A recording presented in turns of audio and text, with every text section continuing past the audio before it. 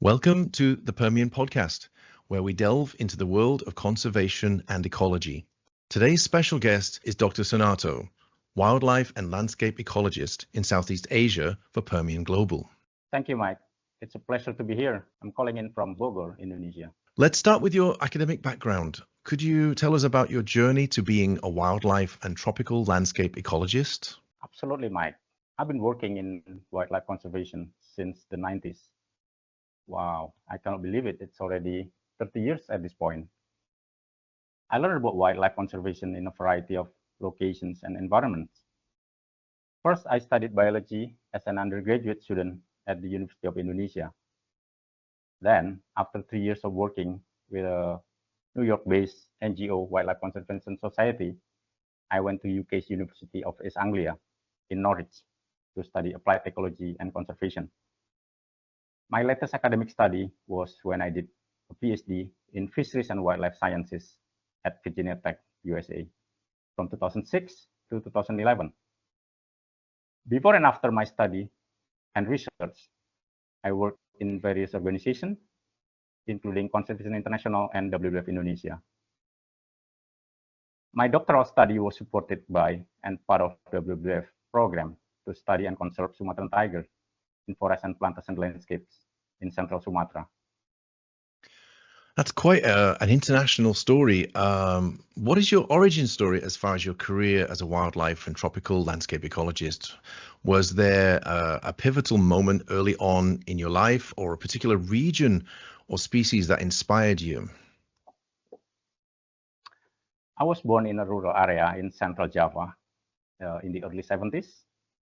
In my early childhood, I had a lot of opportunities to interact with natural environments. For example, I learned to swim not in a swimming pool, but directly in a wild river. I helped my parents and family take care of land and animals that we raise, planting various kinds of crops such as rice, cassava, fruits, and vegetables. At a relatively early age, I moved to Jakarta, the capital of Indonesia, and continued my study at the junior high school in the big city. Jakarta is a metropolitan area and was inhabited by around 10 million people back then.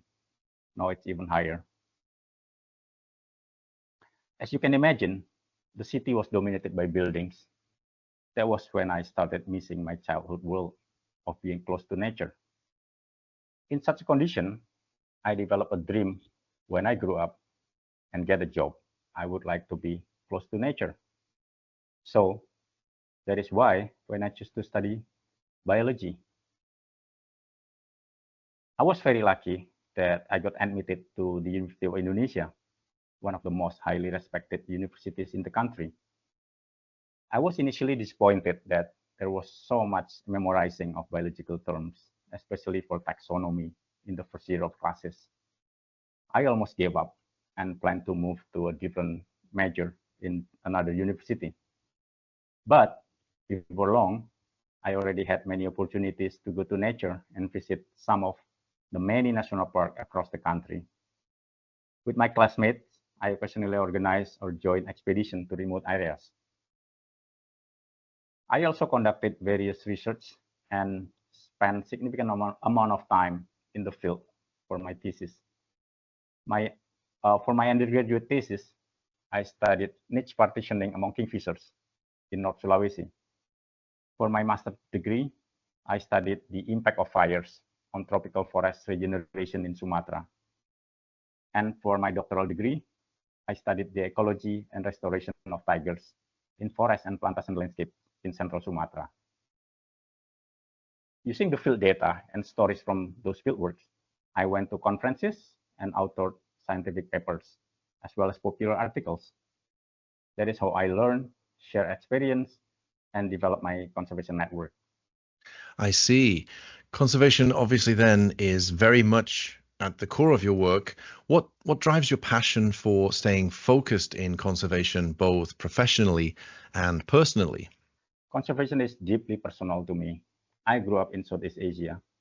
When it comes to biodiversity, it is one of the richest and one of the most unique regions in the world. The region also has been experiencing very rapid development in the past few decades. I witnessed firsthand the rapid loss of biodiversity and degradation of natural habitats.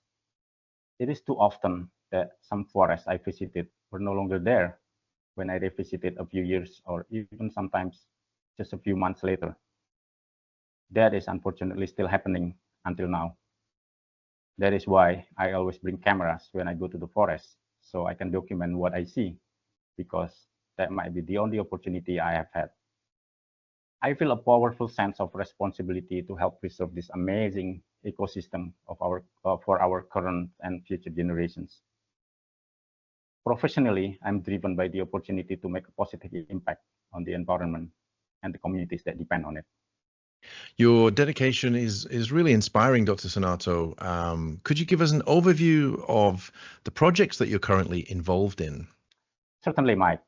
I was so lucky that 3 years ago, I got connected to Permian Global, a forest restoration company whose mission is fully aligned with my passion for wildlife and nature conservation. I'm particularly thankful that since then, I have had the opportunity to be part of an amazing team, working together in conserving peatland forests of Katingan Mentaya in central Kalimantan and the lowland forests of Kuamut in Sabah, Malaysia. Both are filled with amazing biodiversity. While each is unique in its characteristic, both are especially important homes to the Bornean orangutan and other threatened primates, and Bornean clouded leopard, as well as other rare wildcats, to better understand their habitat requirements and other ecological aspects, and implementing conservation measures to protect them from threats like habitat loss and poaching. Our biodiversity work is tightly integrated with other community components, such as community work and climate mitigations. In Katingan Mentaya Project, we have dedicated teams conducting systematic monitoring of orangutan by counting and observing the nests through line transect surveys. We also have camera trapping teams who set up camera systematically in the project area to monitor the status of wildlife in the project area. The IT team have been supporting us by developing a mobile app that allows our field team and local communities to contribute to documenting biodiversity in the area and sharing it among the team in a real-time manner. Technology is obviously a major facet of conservation these days. What's being used in the Kuamut Rainforest Conservation Project in particular?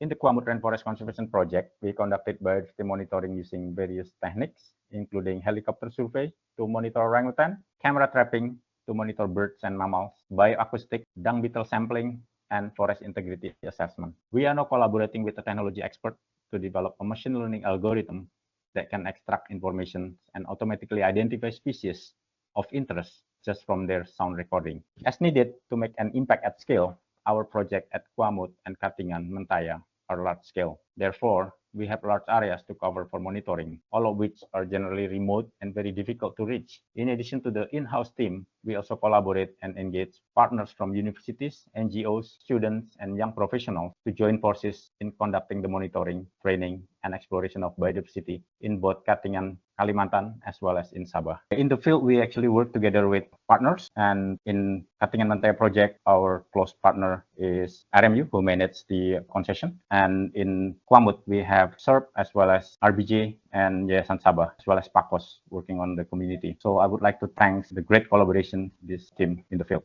It sounds like challenging and complex yet very rewarding work. Looking ahead, what do you see as the future of conservation, particularly in Southeast Asia? The future of conservation will depend on our ability to address complex environmental challenges while balancing the needs of both people and nature. Collaborative effort between governments, NGOs, local communities, and the private sector will be crucial in achieving this balance.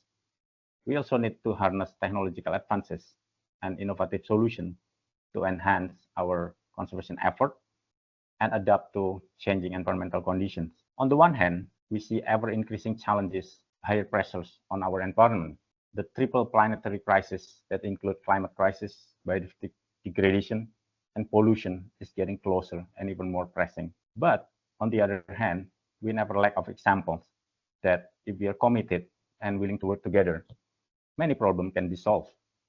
That include the problem with depletion of ozone layers due to the excessive use of CFC, and the recovery of some species that have been seriously threatened, such as giant panda in China, Californian condor, and other species in the US, and Bali myna in Indonesia. Likewise, we now have economic mechanism allowing forest and biodiversity conservation to be valued and generate carbon credit that can be used to finance various management on the ground, including incentivizing communities and other stakeholders who are taking part of the effort. Isn't this a kind of holy grail of conservation and economic solutions that we have been searching for so long?